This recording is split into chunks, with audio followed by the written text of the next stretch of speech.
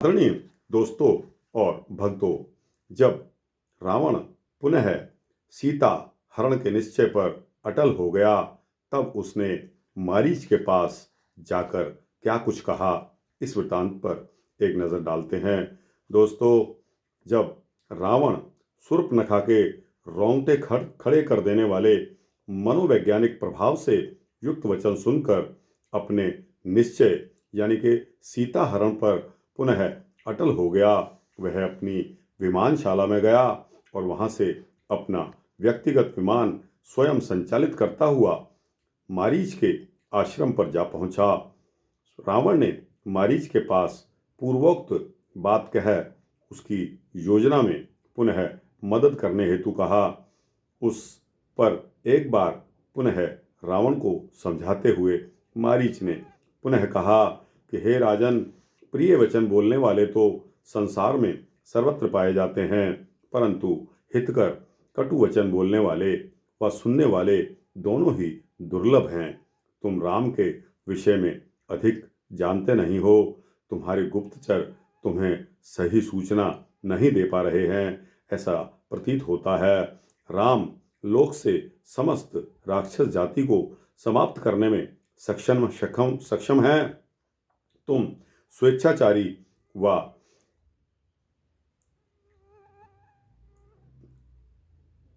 उच्छृंखल व्यवहार पर उतारू हो। ऐसा ना हो कि तुम्हारा ये राज्य नष्ट भ्रष्ट हो जाए। कहीं सीता तुम्हारे जीवन का अंत करने हेतु ही तो नहीं पैदा हुई। यदि तुम अपने जीवन व राक्षस कुल का भला चाहते हो तो जो कृत्य आप करना चाहते हो वह मत करिए। तुम्हें भली भांति ज्ञात है कि एक समय मैं भी अपने पराक्रम के अभिमान में रहता था। मुझ में भी बल अकूत था। मैं मांस भक्षण करता, ऋषि मुनियों को त्रस्त करता, दंडकारण्य वन में राज्य करता था। उस काल में अस्त्र शस्त्र के धारक वैज्ञानिक महामुनि विश्वामित्र भी मुझसे भय खाते थे।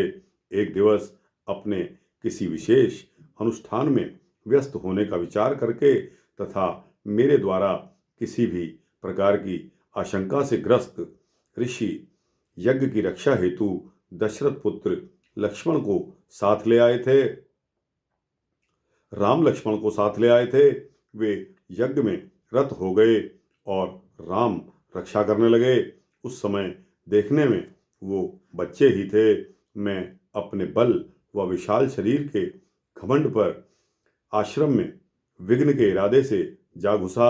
मैं ऋषियों की संगत से आकुंचन प्रसारण की कला से भिज्ञ होने के कारण मेरी मृत्यु साधारण व्यक्ति द्वारा नहीं की जा सकती थी। मैं ऐसा मानता था। कहा जा सकता है कि मैं वरदानित था। मेरे भीतर प्रवेश करते ही राम की दृष्टि मुझ पर पड़ी। उन्होंने अपना धनुष उठाया और बगैर मुझसे किसी प्रकार का भय खाए उस पर डोर चढ़ा दी। मैंने उसको बालक समझ कर अवहेलना करता हुआ विश्वामित्र की यज्ञ वेदी की ओर गया। इतने में उन्होंने मुझ पर बाण छोड़ दिया। तुरंत मैंने अपना शरीर संकुचित कर लिया और मैं घायल होकर उस बाण के सहारे बहुत दूर जा गिरा। शायद उस तीर से मुझे मारने के स्थान पर भयभीत करके वो भगाना चाहते थे। उन दिनों वे बालक ही थे। तीर चलाने का अधिक अभ्यास भी उनको ना था, परंतु मेरे साथी जो युद्धरत हो गए उन सबको उन्होंने मार गिराया। राजन, पराई नारी के संसर्ग से बढ़कर दूसरा कोई महान पाप नहीं है। तुम्हारे अंतःपुर में स्त्रियों की कमी नहीं है। तुम उनका उपभोग करो। तुम अपनी पत्नी से अनुराग रखो तथा अपने कुल की रक्षा करो। राक्षसों के प्राण बचाओ। यदि राज्य को और कुछ काल भोगना चाहते हो तो बताया हुआ कृत्य मत करो। इसे करके राम से बैर मोल मत लो। मैं तुम्हारा असली हितैषी हूँ। मैं राम से बहुत भयभीत हूँ। तुम्हें यह भी ज्ञात होगा कि हम में कुछ राक्षस मृग रूप धारण करके मांस भक्षण के लिए शिकार हेतु मृगों के झुंड में जा मिलते हैं। मैं भी एक बार मृग का रूप धारण करके और दंडकवन में मृगों में विचरण कर रहा था। उस समय विचरण करते हुए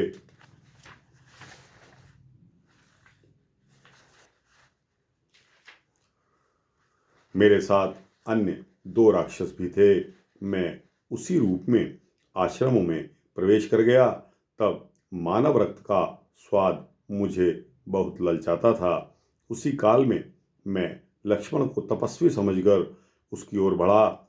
उसी समय कहीं से राम प्रकट हो गए और हम तीनों की ओर बाण छोड़े।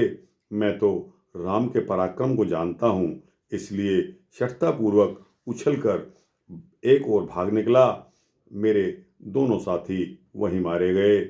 दूसरी बार किसी तरह मुझे यह जीवन मिला है। मैं तभी से समस्त दुष्कर्मों को त्याग कर स्थिरचित होकर योगाभ्यास में तत्पर रहकर तपस्या करने लगा हूँ। मैं इतना भयभीत हूँ कि समस्त वन ही मुझे राममयी दिखाई देता है। दोस्तों, इन शब्दों के साथ यह वृत्तांत यहाँ समाप्त होता है। आपको अच्छा लगा हो तो इसको लाइक शेयर करिए, अपने दोस्तों मित्रों जिज्ञासुओं को अवश्य भेजिए। और दोस्तों, इस चैनल को सब्सक्राइब करेंगे तो आपको इसी तरह के सूक्ष्म भक्ति वृत्तांत मिलते रहेंगे। जय श्री सीता रामचंद्र भगवान की जय।